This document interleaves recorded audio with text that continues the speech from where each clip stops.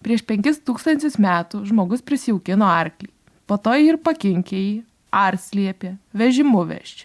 Uždėjo arkliui balnų ir taip jį žirgų pavertė. Iš pasakaičių, filmų, istorijų ar biografijų segas įsivaizduoti, kuo arklys žmogų buvo tikras draugas. Dabar lietuvis laiko išnaudojama ir neprižiūrima arklį giliam kaime arba nuo kojų nuvaryta sulinkusių stuburų žirgą ankštam garde.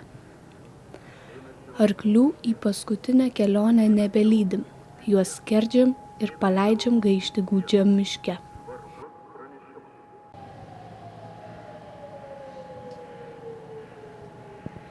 Bet arklių slėnyje, kurį netoli Kernavės įkūrė Žirgų globos asociacija, žmogus arkliu rūpinas ir čia arklio persona atsiskleidžia visų gražumu. Kaip sako savanorė Gaja Horoškova, arklys daug kuo panašus į katę. Jo, tai pas arklių irgi. Jie nori prie tavęs prieis, jie nenori, jie nuo tavęs bėgs tiesiog, tai kad dėmesio tam momentą negauti, absoliučiai. Irgi pagal charakterį yra labai draugiškos katės, yra labai nedraugiškos, tai su arkliais tas pats. Kartais irgi katėms užeina tas kažkas į smegenį, nori įsižeisti, arkliams irgi tas pats. Pavojus, tas jausmas pas katės labai didelis, tai pas arklių irgi tas pats. Aišku, ne pas visų, nes yra kai kurių biški tokie atsilikėliai. Bet šiaip jo, yra labai daug panašumų. Šiaip arkliai panašesni į katės negu šunis, sakyčiau. Tai esi katinas žmogaus, tai tau daugiau patiks arkliai negu šunis. 100%. Vapšė, arkliai iš tikrųjų iš prigimties yra labai didelį tinginį. Labai didelį. Mes būtent padarėm šitą takų sistemą, kur yra šėryklos, kas 100-200 metrų, kad jie vaikščiotų kuo daugiau, nes jie tada stovėtų prie vienos šėryklos visą žiemą, čia šiktų ir čia valgytų. Jie absoliučiai tinginiai, didesni tinginiai pasaulyje. Tai dėl to aš neįsivaizduoju, kaip galima jais joti kasdieną, kai jie taip ir stovėtų visą dieną. Absoliučiai.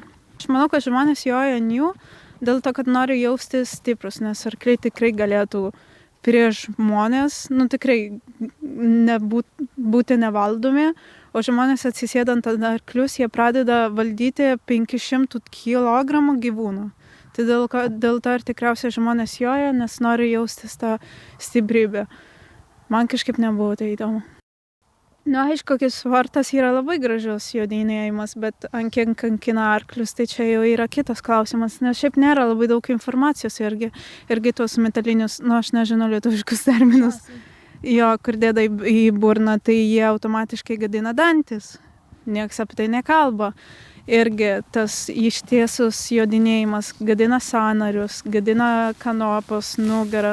Tiesiog yra skausminga, nes jie įsivaizduoja 8 valandas per dieną, skirtingai kūnai ant tavęs atsisėda, kur eina nuo, tarkim, 60 kg iki 100 kažkiek. Ir dauguma sportinių arklių, kurie pas mus atkeliauja, šiaip jie ne visi, tai yra kažkaip turi tuos fizinės arba psichologinės traumos, o atkeliavus čia, jau ilsiuosi iki paskutinės dienos, nieko nedaro. Nuo pat ryto gauna maisto, gauna gydymo, gauna dėmesio ir viskas. Šiaip gyvena kaip karaliai visi. Labai daug kas sako, kad slėnis yra būtent rojus arkliam žemėj. Visi slėnio arkliai suluošinti, kai kurių arklių net šonkauliai šviečia. Tie, kam trūksta svorio ar dantų, gauna palapnoti specialios košės. Tačiau ne visų problemos plika akimi matomos. Mirkis, pavyzdžiui, bijo žmonių, pas jį yra psichologinė trauma būtent nuo žmonių. Jis visada laiko, taip sakant, 5 metrų atstumą nuo žmonių. Aš tik globojau Mirkį. Mes su Mirkiu susibendravom dėl to, kad aš bijau arklių, o jis bijo žmonių. Tai kažkaip vienas nuo kito labai gerai atstumą laikydavom. Ir kažkaip, nežinau, taip ir susibendravom, tai po biškai pradėjom dirbėti.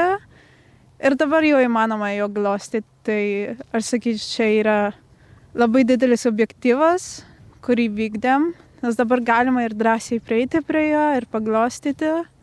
Ir ne tik aš, ir savanoriai, kurie čia atvažiuoja arba lankytojai tai sugeba daryti, o prieš 3-4 metus tai maksimum, ką galėjom daryti merkį, tai stebėti nuo 5 metrų atstumo, kaip ir COVID-o. Taip pat slėnis globoja pulką piktų sarginių žąsų, bandą avių, 4 asilus ir 1 slėnyje gimusį mulą. Arkliai labai instinktyviai reaguoja į viską, o asilai, pavyzdžiui, daugiau mąsto. Tai pavyzdžiui, jei yra streso situacija, galima pastebėti, kad arklys instinktyviai reaguos į tą situaciją, tai pavyzdžiui, arba bėgs, arba, nežinau, pradės ten daužytis ar dar kažką, o pavyzdžiui, labai galima pastebėti, kad asilai sustoja. Jie kaip frizė kažkokiam ir labai daug kas galvoja, kad jie tam frizė, nes jie bijo, jie iš tikrųjų tuo momentu mąsto, ką daryti. Laukiniai arkliai, kurių dar galima sutikti Amerikose, Mongolijoje, Egipte, Ispanijoje ir net Hiumo saloje Estijoje. Jie būrėsi į bandas ir veda savitą hierarchiją su bandos vadeiva, kuris iš savo haremo įsirenka pirmąją ledį. Atrodo, biškai žiūrėk kaip mokykla, yra tie populiarius, yra tie nerd, yra tie neutral, tai čia tas pats praktiškai. Toks piramidės staliuko visų mokyklai, tik ėdžius. Taip pat elgiasi ir arklių slėnio gyventojai. Čia jų yra 39, tiek, kiek metų vyriausiam gyventojui Dieduliui. Kitai neįgaliųjų bandai, prie kurios prisijungė prancūzų asilų šeima, mama, tėtis ir dukra, vadovauja Širmis Snaigis. Be 2 neįgaliųjų bandų arklių slėnyje gyvena dar 2 bandos. Ir nors jos kiek didesnės, bet gaunasi vienoje teritorijoje. Pirmai bandai vadovauja juodasis arklys Merkys su stambesnio sudėjimo pirmąja kumele Lakaja, o antrajai dičkis Džipsis. Džipsis savo 14 arklių bandą varinėja pagal savo mylimosios amerikietiškos veislės mis pageidavimus. Kur ji žengia, ten Džipsis varo, stumia savo bandą, kartais net visai grubiai, kaip pasakoja Gaja. O pietų metu mis nusprendžia, kad laikas eiti prie ėdžių. Tai viena iš retų progų, kai galima susipažinti su visais slėnio gyventojais. Dabar dėda šieną, tai yra visos tokios dėžutės, tai vadinasi ėdžios ir mes vieną kartą vieną arba 2, priklauso nuo kiek jie greitai suvalgo, dėdam šieną, kad jie galėtų visi pavalgyti, nes jų žolytės nebėra. Šiaip per vasarą labai visi gali pastebėti, kad arkliai visi tampa tokie storesni, kaip kamuoliukai atrodo. Kad labai daug iš tikrųjų maitinam, o tada žiemą, kai numeta visus tos lašinius, atrodo, kad oi, visiškai nemaitinam. Bet žiemą irgi pas jų būna žieminis kailis, tai jie tampa kaip meškiukai. Labai minkštus ir šilti. Pirmąjį arklių slėnio gyventoją Lokį Gajos šeima atsivežė kartu, kai prieš 7 metus grįžo iš Italijos. Kadaise prieš įkuriant slėnį Lokis irgi buvo jodinėjamas žirgas. Tačiau dabar slėnį įkūrusi Olga Horoškova rūpinasi, kad kuo daugiau arklių gautų net lygintino rūpesčio ir šilumos, neverčiant jų tempti plūgą ar nešti balną. Bet šiaip mano tėvai yra labai cool. Taip, žinai, tuos tėvus, kur, ant kiek gal atrodo labai keistai ir labai fifiškai sakyt, bet mano tėvus bet kas norėtų, nes yra tokie chill, labai draugiški, aš viską jiems galiu papasakoti. Gajos tėtis, Olgos Horoškovos vyras, labai prisideda prie mamos veiklos. Jo, jis dirba dabar Italijoje, jis dirba 6 savaitės Italijoje, 2 čia Lietuvoje, bet jis tikrai yra labai didelis palaikymas ir asociacija ir mamai, jis palaikytų mamą ant bet ką tiesiog. Tai jis, kai grįžta, jis visada susiplanuoja kažkokius darbus, ten reikia perdaryti pašiūrį, reikia sukelti kuliukus ar dar kažką. Tai kai susiskambino su mama tėčiai sako, tipo, ką jinai šiandien darė, ir tėtis, o ten viskas gerai, ir tokia mama sako tada, ai ne, ten kuliukas biškai nusėmė, ir tada tėtis, palikė, aš atvažiuosiu, aš sutvarkysiu. Tai jis tikrai yra labai, jis tiesiog yra mamos didelis palaikymas. Bet ką mama darytų, jei čia irgi būtų asociacija apie asilų arba apie karvių, tai tikrai manau, kad tėtis 100% palaikytų tą mamą. Taip ir turi būti. Tačiau savanorės beveik vien moterys. Savanorės tai yra beveik tik visos moteris. Kažkaip pastebėjau ir aš, ir mama, kad daugiau fiziškai ir tokiais ūkiniais darbais nori prisidėti moteris. Taip sakom, stiprios moteris atvažiuoja, padirba, daro tą fizinį aktyvumą ir tada daro tokią kaip pet terapiją su gyvūnais. Vyrų tai čia nesimato, žinok. Irgi, kai atvažiuoja įmonės, tai mažai vyrų arba jei atvažiuoja tai vyrai, tai vieną kartą atvažiavo, tą kartą pamatėjo ir viskas atėjo. Kažkaip keista, žinai, irgi įsivaizduoju fiziniai darbai ten vyriški, visi sako vyriški darbai, bet vyrų tai nėra, nieks nenori iš vyrų atvažiuoti. Mamos goal, nežinau kaip lietuviškai. Tikslas tai yra turėti 50 arklių. Yra turėti galimybę priimti iki 50 arklių. Nežinau, jeigu į to tikslo daeisim, dėl to, kad aukojimai yra maži, finansiškai sunku, nes tikrai arkliai nėra kaip šuniukai. Ir šiaip čia Lietuvoje, ir tikriausiai visur pasaulyje nelabai žmonės daug aukoja, tikriausiai neturi iš ko, nes visi žinom, kokia ekonomika tiesiog. Tai bus sunku. Vienintelė dalyka, kurį tikimės, kad niekada neužsidarysim ir kad toliau galėsim išlaikyti visus šitus arklius ir keturkojus tiesiog. Tačiau nevalia pamiršti, kad arklys ėda ne tik šieną, o ir piniginę. Tai žemės plotai, pastogės, pašaras, pasagos ir kitos veterinarinės išlaidos. Kartu su veterinarų pagalba mama sprendžia, ar arklys gali dar džiaugtis gyvenimu. Vieną kartą, kai įspręsta, mama laukia kažkokį laikotarpį, kad pažiūrėti, jei žirgas stebuklu atsigaus ar ne.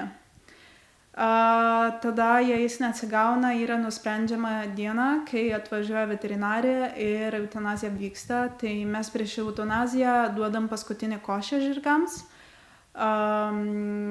Tai jie vieną kartą suvalgus tą paskutinę košę atsisveikinam ir tada vyksta eutanazija. Tai yra leidžiami vaistai.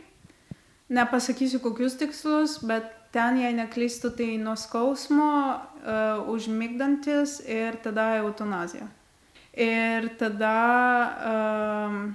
arklys guli čia pas mus, kol neatvažiuoja Rietavas, nes Rietavas kartais gali užimti 2, 3, 4 dienos atvažiuoti, o Rietavas tai yra paprastai paaiškinus didelį spūrą, kurie atvažiuoja, pasiema arklį ir išvažiuoja tiesiog.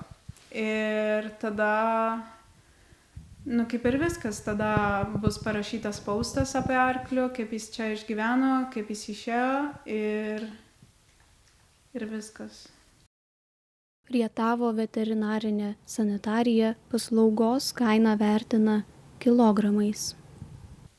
Tai kuo sunkesnis arklys, tuo daugiau kainuoja. Ir, aišku, emociškai labai daug kainuoja.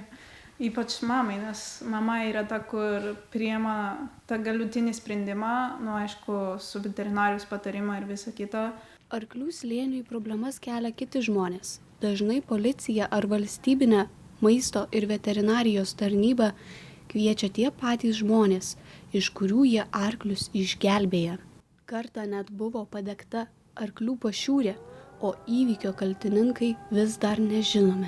Atsibudom ir buvo gaisrininės ir buvo tiesiog pašiūrės liekanos ir viskas. Taip biškai taip traumatiškai buvo, nes galėjau gal ir namą sudeginti, tai buvo niekad nežinai. Tai pasistatėm naujas pašiūrę, pasistatėm ją geresnę, su kamerom, su kad jei būtų laužas pradėtus jo su signalizacija, prašau nesudeginkit, tik tiesiog nereikia. Tu žinai, tipo, nesam čia žirginas, nesam čia kažkokia asociacija, kur gaunam milijonus pinigų ir įsikišam į kišenės, mes esam nesiekianti pelno asociacija. Pinigus negaunam, mažai pinigus gaunam, o tuos, kur gaunam, tai eina ant arklių visi.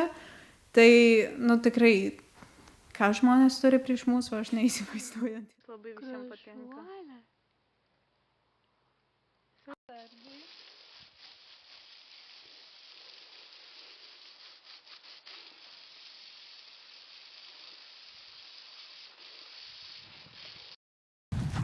Oi, ateina Kristutė.